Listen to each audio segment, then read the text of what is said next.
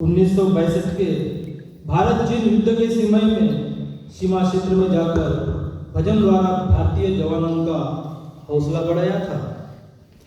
आओ चिनियो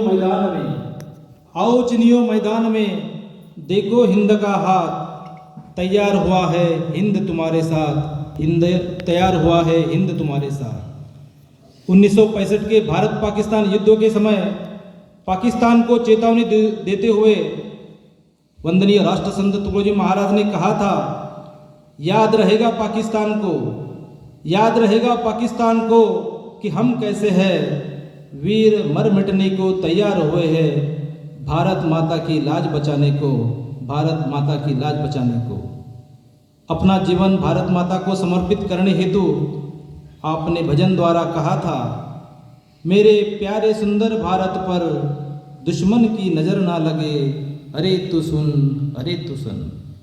आओ गुरुओं प्रेमियों, संतों के इस रजन कन को माथे पर लगाकर, मंदिर में भी है खुदा मस्जिद में भी राम है, मंदिर में है खुदा मस्जिद में भी राम है। यह प्यारा सा भजन सुनते हैं गुरुदेव उपासक विघ्नेश गोइंकर की आवाज़ में।